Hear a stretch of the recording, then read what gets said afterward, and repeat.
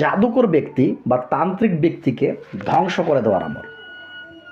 এই আমলটা খুব গুরুত্বপূর্ণ একটা আমল, যে আমলটা আপনারা কারা করবেন, যাদের উদ্দেশ্যে বলছি তারা হচ্ছে যারা অনেক দিন থেকে জাদুতে বা জিন্নাতে ভুক্তভোগী, অনেক দিন থেকে জাদুতে বা জিন্নাতে আক্রমণ হতেই আছে।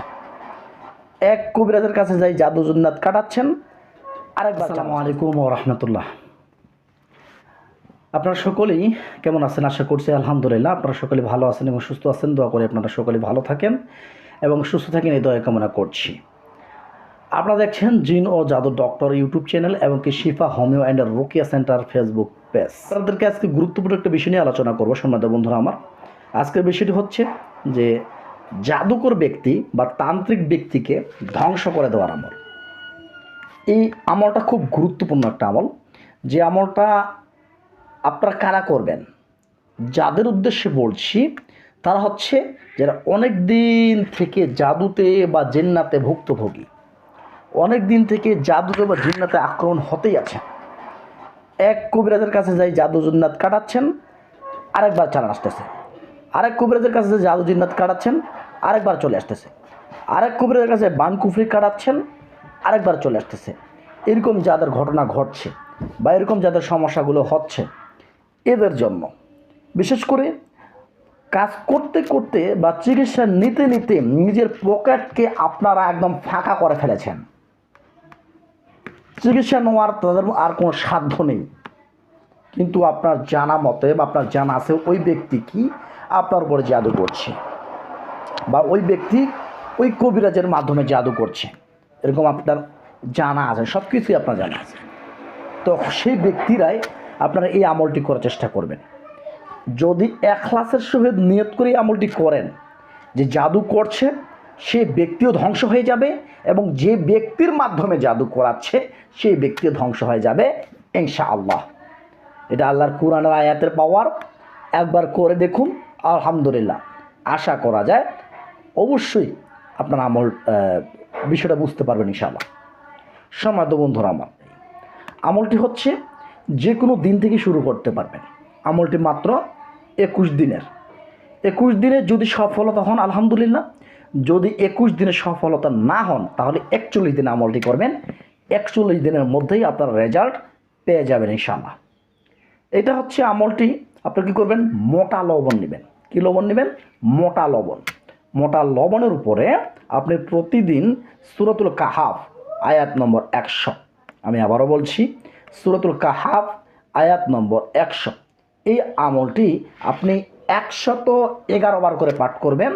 আর প্রতিবারে পাঠ করি প্রতিবারে আপনি কী করবেন, ওই লবণের উপরে ফু দিবেন।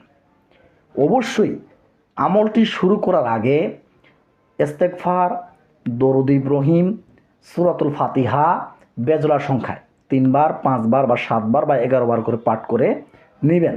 তারপরে আমলটি করবেন এবং আমলটি করার শেষে আল্লাহ তাআলার কাছে ইখলাসের সহিত নিয়ত করবেন, ইয়া রশিল কারিম, ইয়া আল্লাহ, আমি এই আমলের মাধ্যমে যেন আমার উপরে যারা জাদু করছে তাদেরকে ধ্বংস করে দিতে পারি। এভাবে যদি ইখলাসের সহিত বিশ্বাস রাখবেন যে অবশ্যই ধ্বংস হবে, অবিশ্বাস রাখা যাবে না, হবেই কি হবে না, কাজ হবেই কি হবে না, এরকম চিন্তা ভাবনা বা এরকম বিশ্বাস কিন্তু রাখা যাবে না। বিশ্বাস ইয়াকিনের সহিত থাকতে হবে যে মনে করবেন অবশ্যই আমার এই কাজটা হবে, এরকম এই কাজটা চিন্তা ভাবনা করে বা এরকম চিন্তা ভাবনা করে আপনি আমলটি করার চেষ্টা করবেন। আলহামদুলিল্লাহ এভাবেই টোটালি আপনি কী করবেন, প্রতিদিনই 21 দিন পর্যন্ত একটা লবণ তৈরি করবেন আর আগুনে নিক্ষেপ করবেন। আবারও লবণ তৈরি করবেন, আগুনে নিক্ষেপ করবেন।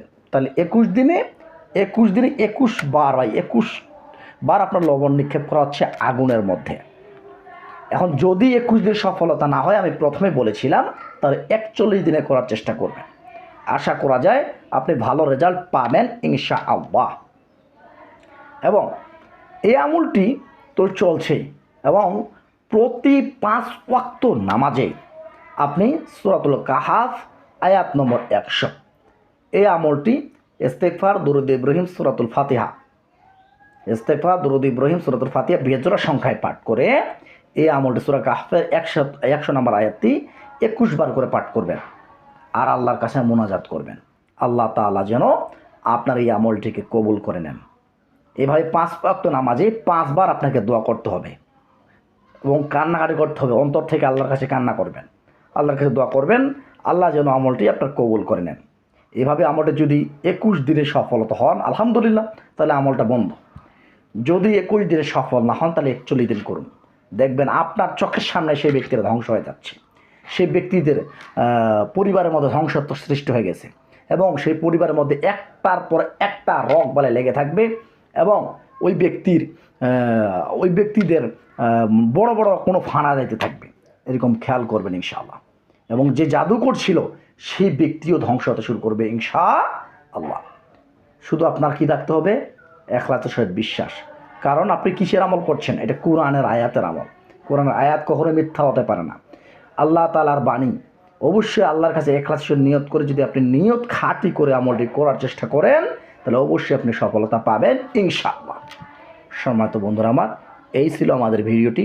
যদি ভিডিওটি ভালো লেগে থাকে চ্যানেলটি সাবস্ক্রাইব করে এবং ফেসবুক পেজটি ফলো করে পাশে থাকবেন। আর যারা এই আমলের এজাজত নিতে চাচ্ছেন তারা তার নিজের বাবার নাম, মায়ের নাম, নিজের নাম লিখে কমেন্ট করে জানাবেন। আমি ইনশাআল্লাহ কমেন্টের মাধ্যমে আপনাদেরকে এজাজত দেওয়ার চেষ্টা করব। আসসালামু আলাইকুম ওয়া রাহমাতুল্লাহি ওয়া বারাকাতুহু। আল্লাহ হাফেজ।